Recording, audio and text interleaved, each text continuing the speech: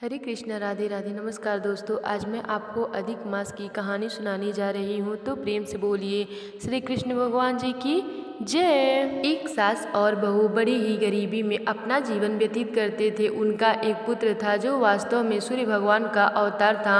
वह कभी कभी थोड़े समय के लिए घर आता और फिर अंतर्ध्यान हो जाता था। जब भी वह आता अपनी माँ और पत्नी को एक हीरा देकर चला जाता। उसी हीरे को बेचकर सास और बहू अपना घर चलाती थी। एक दिन माँ ने अपने पुत्र से कहा, बेटा तुम जो हमें खर्च के लिए देकर जाते हो उससे हमारा गुजारा ठीक से नहीं हो पाता है। माँ की बात सुनकर पुत्र कुछ क्रोधित हो गया और बोला, माँ केवल अपने भरण पोषण के बारे में ही सोचती हो, क्या तुमने कभी अपने धार्मिक कर्तव्यों पर ध्यान दिया है? धर्म, स्नान, दान और भगवान की भक्ति से ही जीवन में सुख और समृद्धि आती है। उन्हें अपने कर्तव्यों का भी पालन करना चाहिए। संयोग से अगले ही दिन अधिक मास आरंभ होने वाला था। पुत्र की बात सुनकर सास और बहू ने निश्चय किया कि वह पूरे अधिक मास नियम पूर्वक स्नान, पूजा और भगवान का स्मरण करेंगी। दोनों प्रतिदिन प्रातः काल उठकर पवित्र स्नान करने जाती, भगवान सूर्यदेव की पूजा करती और श्रद्धा से अधिक मास के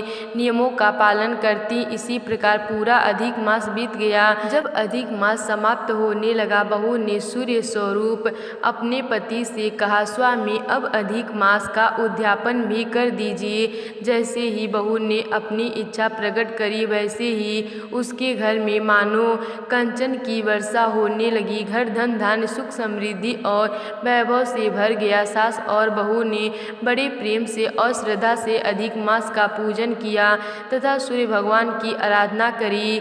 उनकी सच्ची भक्ति से प्रसन्न होकर सूर्यदेव ने उन्हें दर्शन दिए और बोले, मांगो तुम्हें क्या वर चाहिए। तब बहू हाथ जोड़कर प्रार्थना करने लगी, बोली, हे प्रभु मेरे पति मुझसे दूर रहते हैं, मैं चाहती हूँ कि मुझे उनका साथ सदैव प्राप्त हो। सूर्यदेव ने प्रसन्न होकर कहा, तथास्तु। यह कहकर वह अंतर्ध्यान हो गए। उस रात सूर्यदेव पुत्र अपनी माँ से बोला, माँ आज मैं घर पर ही रहूँगा और यहीं विश्राम करूँगा। यह सुनकर बहू की प्रशंसा का ठिकाना न रहा। परंतु जैसे ही सूर्यदेव घर में विश्राम करने लगे, वैसे ही पूरे संसार में अंधकार छा गया। सूर्य के बिना चारों ओर हाहाकार मच गया। सभी देवी देवता चिंतित होकर दौड़े दौड़े उस सास के घर पहुँचे और विनती करने लगे, माता कृपा करके अपने पुत्र को जगाइए, उनके बिना संसार अंधकार में डूब गया है। माँ ने अपने पुत्र को जगाया। तब सूर्यदेव बाहर आए और देवताओं से बोले, जब तक यह सास और बहू अधिक मास में श्रद्धा से स्नान और पूजा करती रहेंगी, तब तक गंगा जी इनके घर के समीप प्रवाहित होंगी और रिद्धि सिद्धि का यहाँ सदैव वास रहेगा। सभी देवी देवताओं ने सूर्यदेव की बात स्वीकार कर ली। तभी से स्त्रियों में अधिक मास स्नान, दान और पूजा का विशेष महत्व माना जाता है।